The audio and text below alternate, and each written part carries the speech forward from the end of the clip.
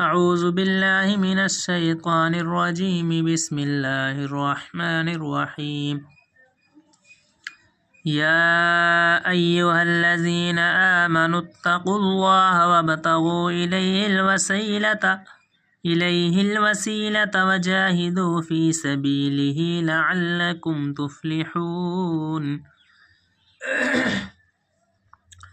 إن الذين كفروا لو أن لهم ما في الأرض جميعا ومثله معه ليفتدوا به من عذاب يوم القيامة ما تقبل منهم ولهم عذاب أليم. يريدون أن يخرجوا من النار وما هم بخارجين منها ولهم عذاب مقيم. والسارق والسارقة فاقطعوا أيديهما جزاء بما كسبا نكالا من الله والله عزيز حكيم. فمن تاب من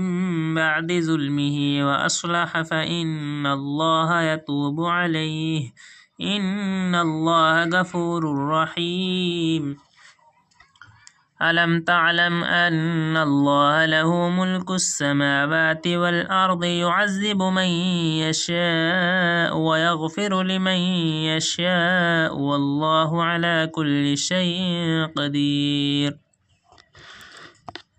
يا أيها الرسول لا يحزنك الذين يسارعون في الكفر من الذين قالوا آمنا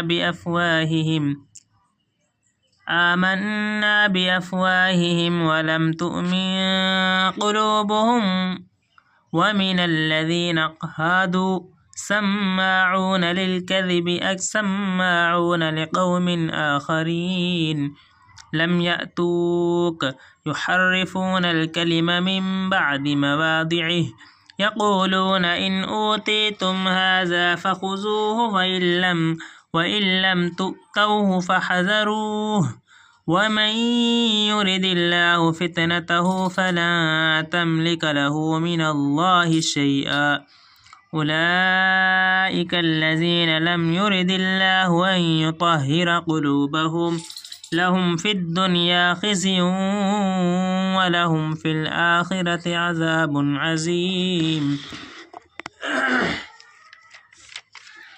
سماعون للكذب أكالون للسحت فإن جاءوك فاحكم بينهم أو أعرض عنهم وإن تعرض عنهم فلن يضروك شيئا وإن حكمت فاحكم بينهم بالقسط إن الله يحب المقسطين. وكيف يحكمونك وعندهم التوراة فيها حكم الله ثم يتولون من بعد ذلك وما أولئك بالمؤمنين. إنا أنزلنا التوراة فيها هدى ونور يحكم بها النبيون الذين أسلموا للذين هادوا والربانيون والأحبار بما استحفظوا من كتاب الله وكانوا عليه شهداء فلا تخشوا الناس واخشوني ولا تشتروا بآياتي ثمنا قليلا ومن لم يحكم بما أنزل الله فأولئك هم الكافرون. وكتبنا عليهم فيها أن النفس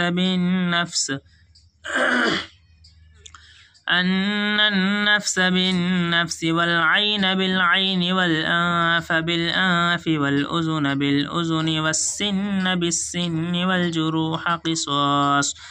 فمن تصدق به فهو كفارة له ومن لم يحكم بما أنزل الله فأولئك هم الظالمون.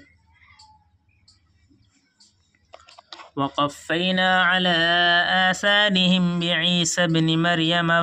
مريم مصدقا لما بين يديه من التوراة وآتيناه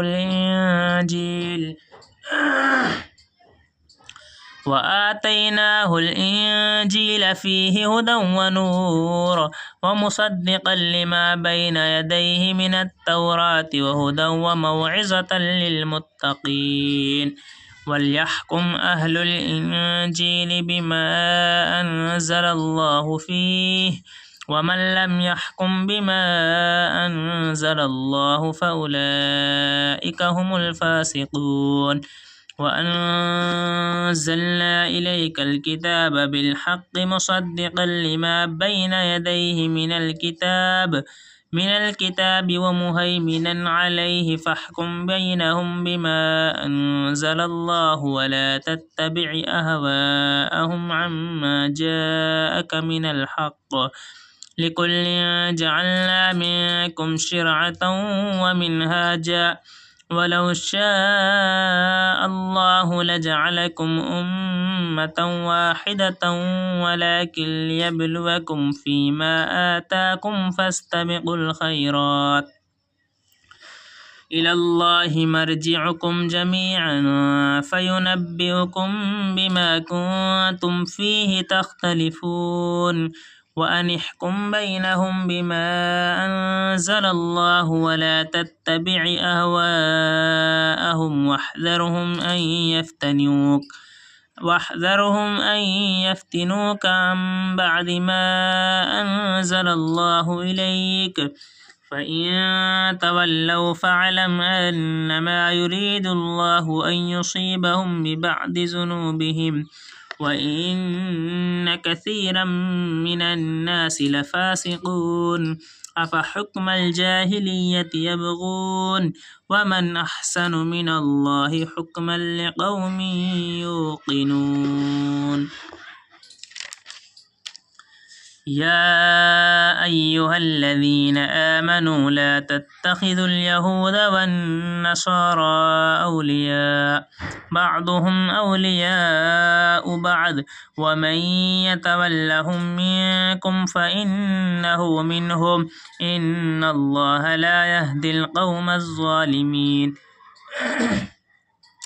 فترى الذين في قلوبهم مرض يسارعون فيهم يقولون نخشى أن تصيبنا دائرة فعسى الله أن يأتي بالفتح أو أمر من عنده فيصبحوا على ما أسروا في أنفسهم نادمين ويقول الذين آمنوا أهؤلاء الذين أقسموا بالله جهد أيمانهم إنهم لمعكم حبطت أعمالهم فأصبحوا خاسرين يا أيها الذين آمنوا من